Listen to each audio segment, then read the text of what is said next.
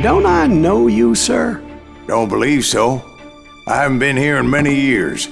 Name's Silas Greaves. Silas Greaves? The bounty hunter? Used to be. Ah, what are you doing here in Abilene? Just passing through. Got a little business to take care of. Well, sir, it would be an honor if you would allow me to buy you a beer.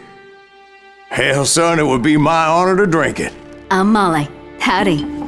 I'm Dwight. That's Jack and Steve. Ben's behind the bar. Oh, I bet you got some great stories. A couple. Any of them true? Jack, be nice. A few. What about your shootout with Henry Plummer's gang in Bannock, Montana? Is that where you started as a bounty hunter?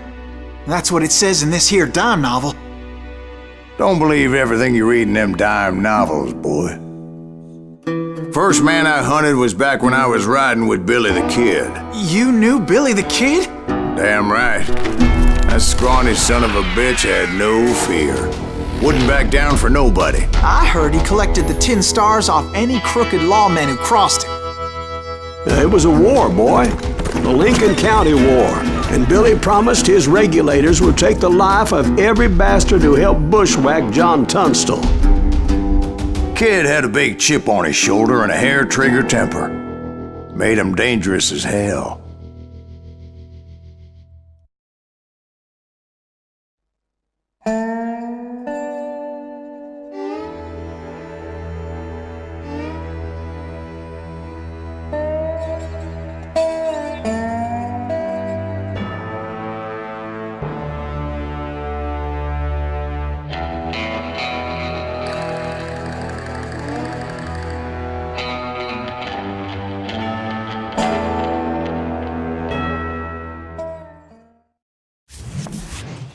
It was about 30 years ago.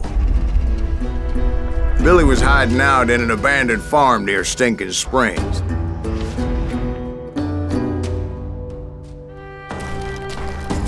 I threw in with the kid because the man I had sworn vengeance on was riding with Billy's enemies. But before I tell you why I want that sumbitch dead, let me tell you what happened that day. I was heading back to the hideout when suddenly I had this funny feeling.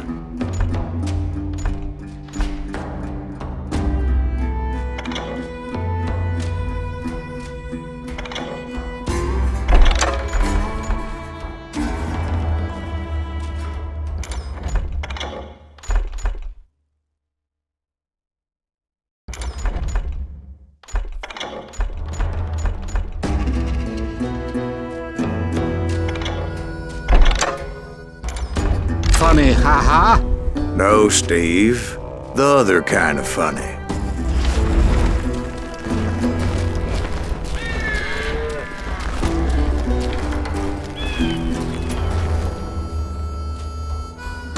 You heard, Pat. We need to stay here to keep an eye on the road. That's not fair. We're missing all the fun. I knew those two morons would never let me through.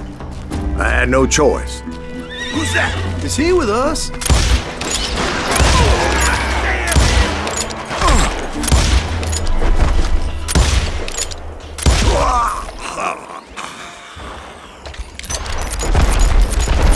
Was it Pat Garrett's posse? Oh yeah. I heard the shots and I knew I had to move fast. Garrett and his army of deputies had surrounded the entire homestead. I decided to help Billy and the boys out of it. So that's just what I did.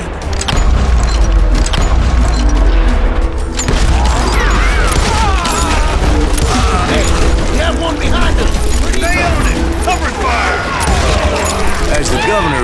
Mexico was paying for the kid's apprehension, Garrett was able to hire every gun hand in Lincoln County.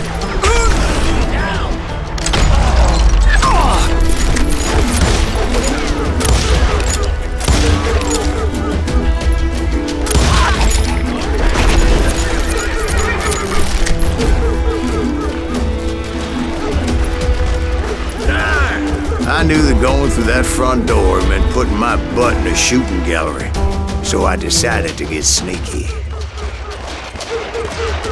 Time to die!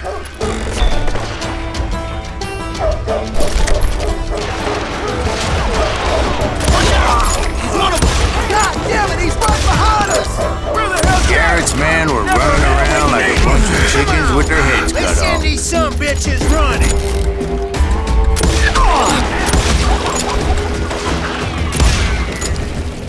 You think you can kill me too?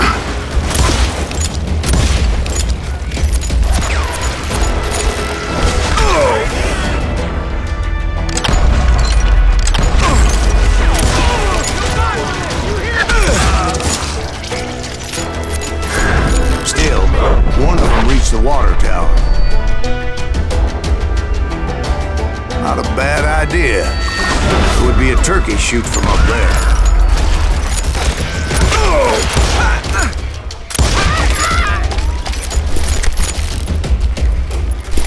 Luckily, these shooters Garrett hired weren't the sharpest tools in the shed.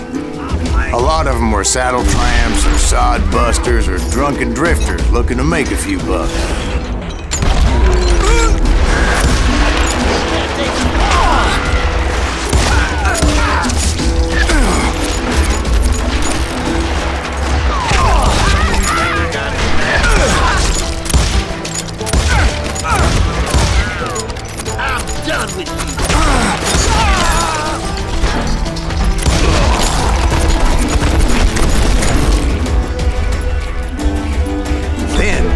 I heard a friendly voice yelling at me from the window. Back door! We'll cover you! Drop aiming, you idiots! Truth be told, things weren't much better behind the house. I cut their numbers in half, but that just made the ones that were left twice as mad. They made up for their lack of skill with a seemingly endless supply of ammo.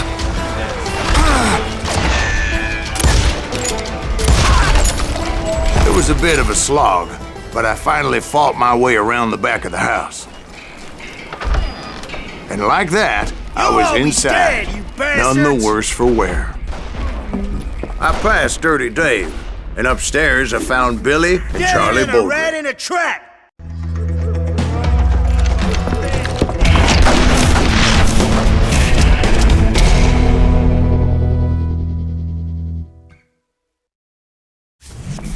Billy looked at me and said, "About time, amigo! Grab a gun and get to the window." Wait, so you were friends with Billy the Kid? Yeah, sort of. Anyway, we were surrounded by dozens of deputized shooters who wanted to do us home.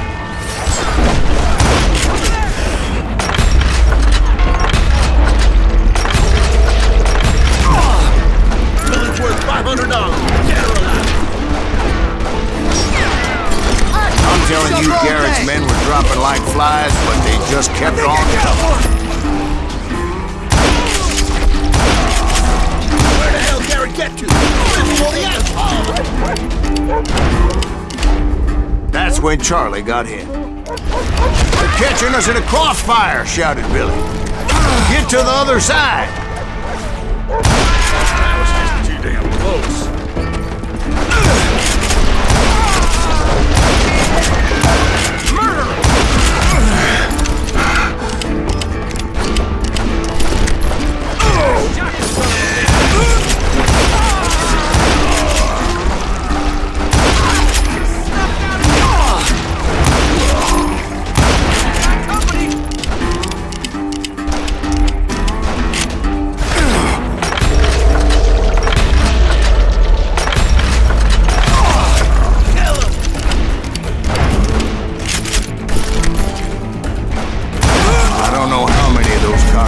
I personally put down, but it was pretty clear, even to Billy, that maybe discretion was the better part of valor. What's that mean? It means that it was time to cut and run. They got a Caroline, Billy shouted. Get the horses and bring them round back. I'll draw their attention. He directed that order at me, and I thought, why the hell do I have to do it? But I went anyway. Dumbass that I was back then.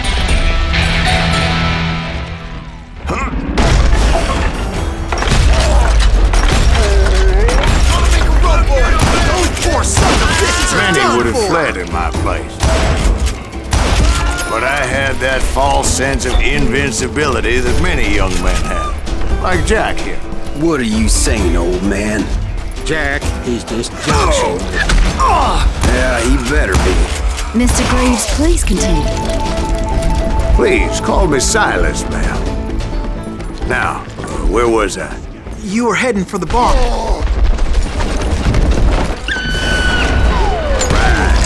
Making my way past the castle and fallen foes. Sounds like Garrett hired a whole regiment of hired guns. Yeah, and just when I thought I was done with them, more of these hapless bastards would pop up.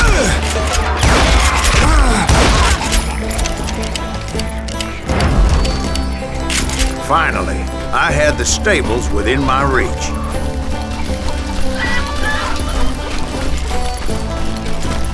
And that's when I met Sheriff Pat Garrett.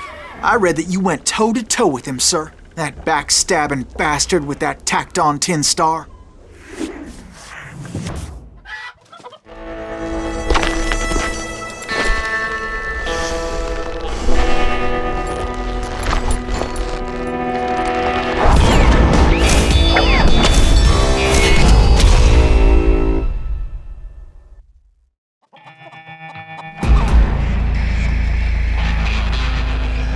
You challenged him to a showdown.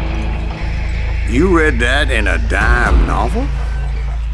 It said he showed no fear as he took your measure with eyes like a rattlesnake.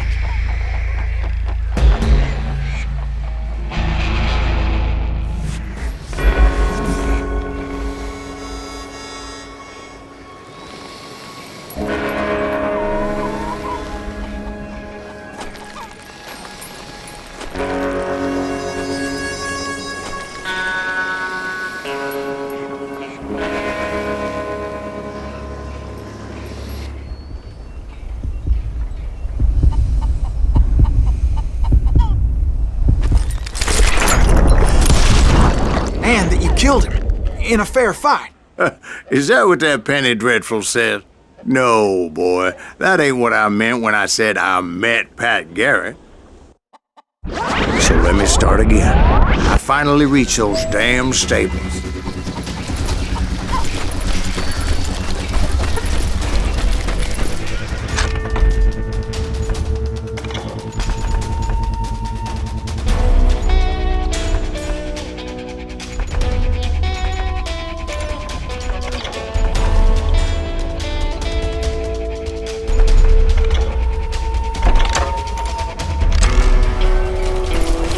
Stepped inside, and last thing I heard was Garrett's voice.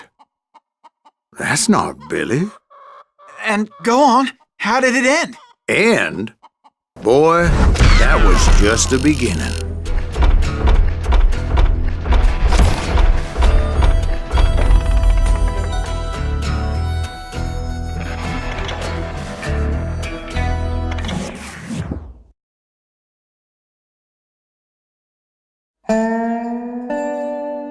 So what happened? Did Garrett arrest you?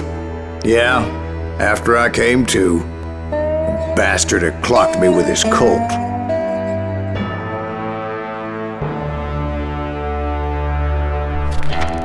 And the kid surrendered? When he realized there was no getting out of there alive. So they locked you up in Lincoln? Indeed they did. Sentenced me to hang right along with the kid.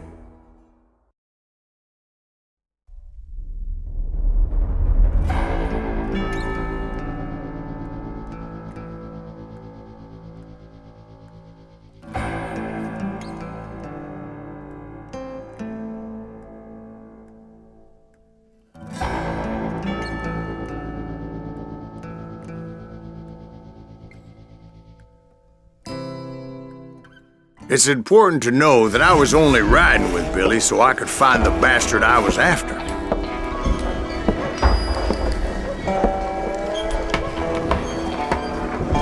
He was with John Kinney's gang, and they were sworn enemies of Billy's regulators. Why were you after him? I owed that son of a bitch a bullet for what he had done to me and mine. Instead, all I got for myself was a goddamn death sentence. Luckily, it was right around then that I heard Billy make his move. He shot Jim Bell and a few other guards as he made his getaway. Later, they wrote that some lady friend planted a pistol for him in the privy. What the papers didn't say is that Billy helped me escape too.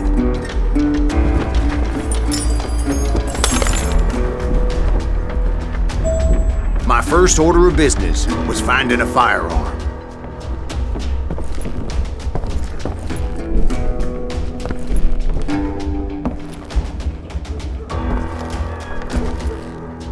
Luckily, I located Deputy Bob Ollinger's mean-ass shotgun.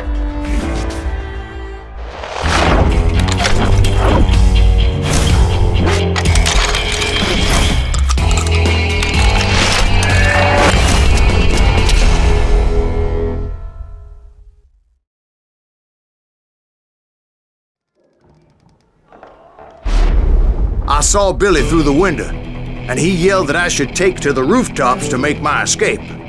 So I did. Anybody see Billy? That little son of a bitch shot Jim Bell! Hell yeah. That scatter gun was like a double-barreled howitzer. It could blow a man clear off his feet. You hardly had to aim the damn thing. The kids escaped raised a huge ruckus.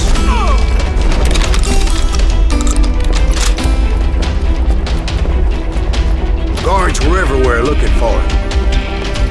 Can't let the kid get away! I had to jump from roof to roof like a damn alley cat. I followed the planks where I could, but some of that wood was slippery as hell. The whole town was up in arms. And suddenly, I was a fugitive. How the hell did the kid escape?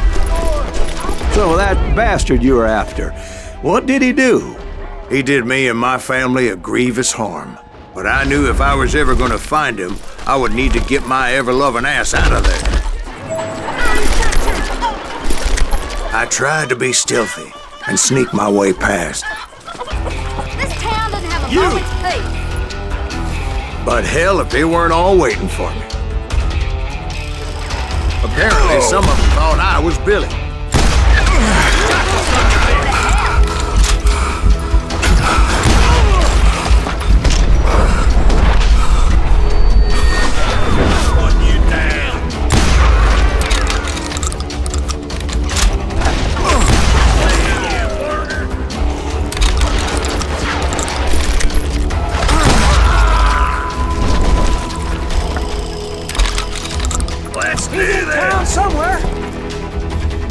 Me and the kid share a certain similarity in build and coloring.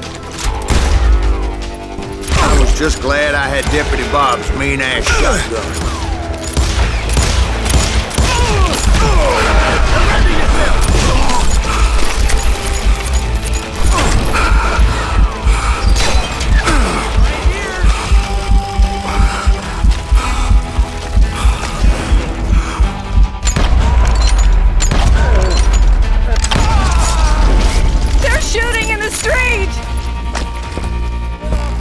Get your headstone! There's children here. God damn you! So much lead was whizzing by my head, it was like everyone in Lincoln wanted to put me in the ground. I knew I needed to find a horse. Though I never did have a great fondness for those four-legged grass eaters.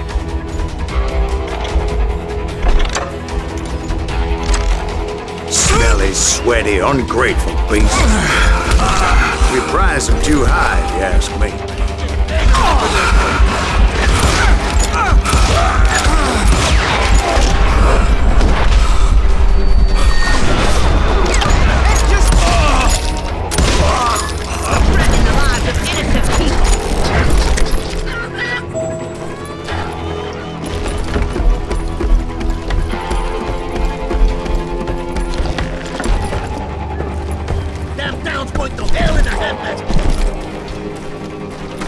But where was the kid while you were busy getting shot at?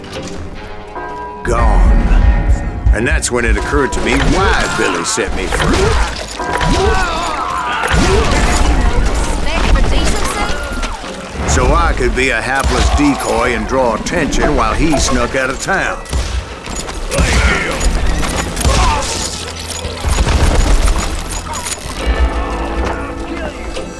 I knew if I made it out of there in one piece, no one would put a price on my head.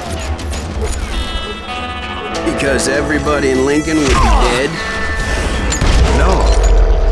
They all thought I was Billy. And all that blame would fall on him. Meanwhile, Deputy Bob Ollinger was organizing a posse to put me down. He was already a mean son of a bitch, but he was doubly pissed that I stole his mean-ass shotgun. Anyway, it was me or them. The only way forward led me straight to perdition. But the cards were dealt, and I had no choice but to play them. Get the women off the street! Stop him! Arm yourselves! Get away!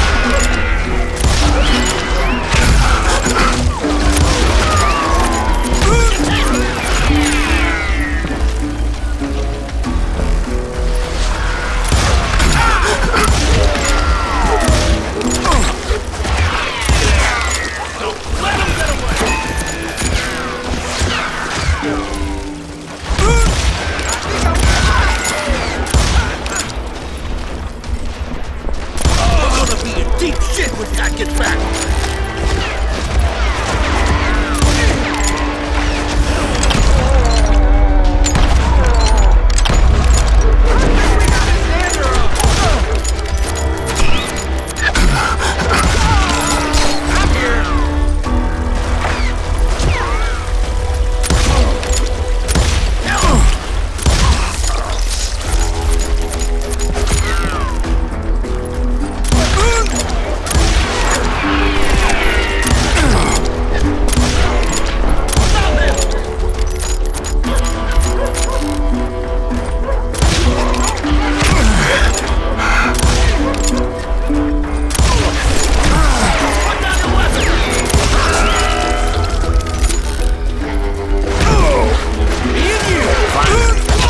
What I was looking for. The stables on the edge of town. I guess Billy saved your ass, taking out Bob Ollinger the way he did. Billy didn't kill Bob. Sure he did. He dispatched him right after he shot Deputy Bell. No, sir. Because Bob came right up behind me, angry as hell that Billy had lit out. "Hello, Bob," I said. "I think you better let me go." And he says, "I don't think so, boy. Not with my shotgun." So we stood there in the middle of the street, eyeball to eyeball. He intended to kill me, and I knew I had no choice but to defend myself.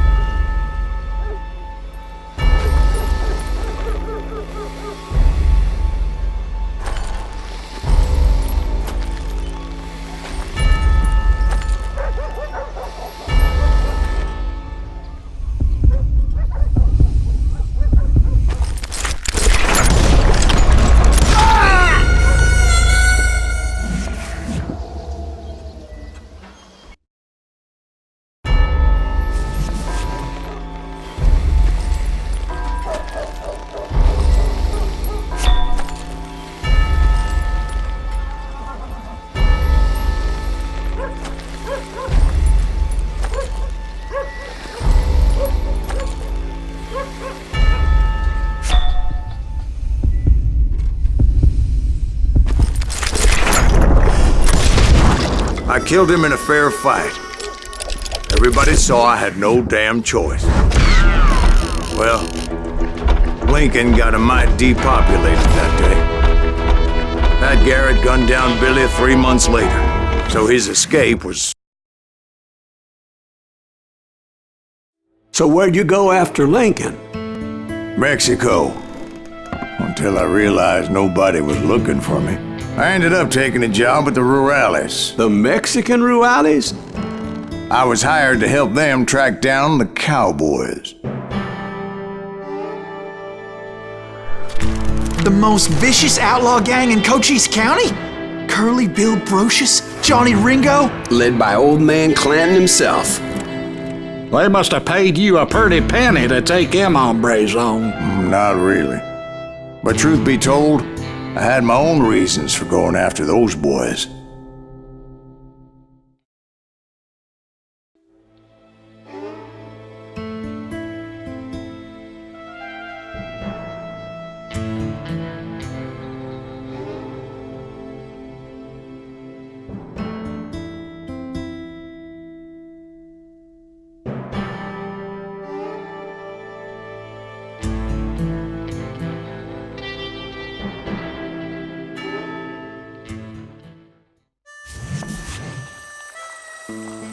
So was the bastard you were after now riding with the cowboys? Roscoe Bob Bryant was his name. Oh. But no, this time it was a different bastard I was after. The aforementioned Mr. Ringo. I came upon them robbing a stagecoach, which wasn't surprising, being they were such murderous thieves and bastards. The bandits wore red scarves, so I knew they worked for the old man. Over there! There! He got out with it. I did my best to help those poor passengers.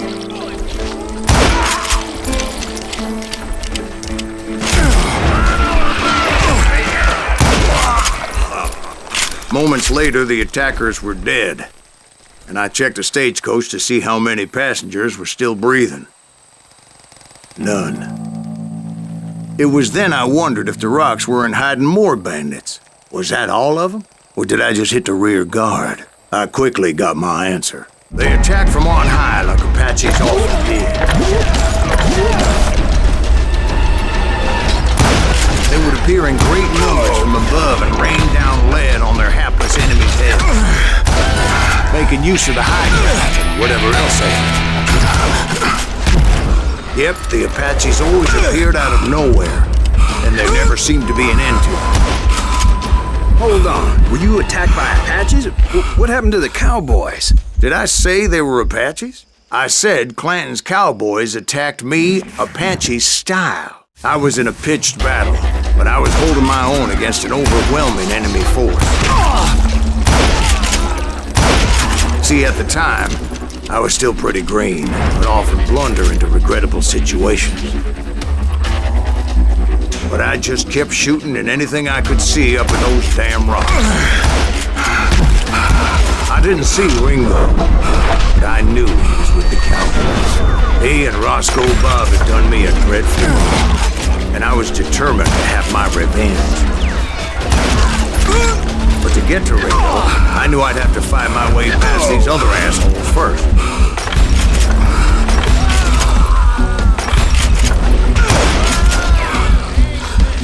Unfortunately, I was running out of ammo.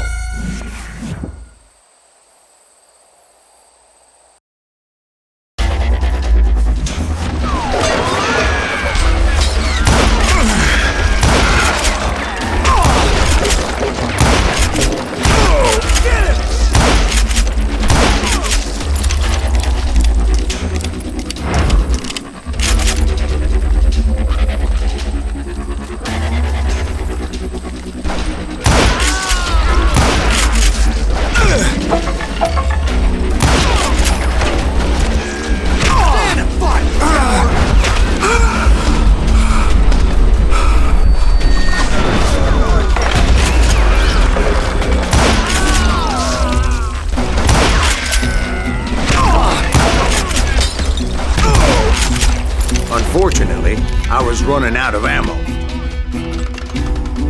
Another perfect example of my relative inexperience as a hunter of men. I immediately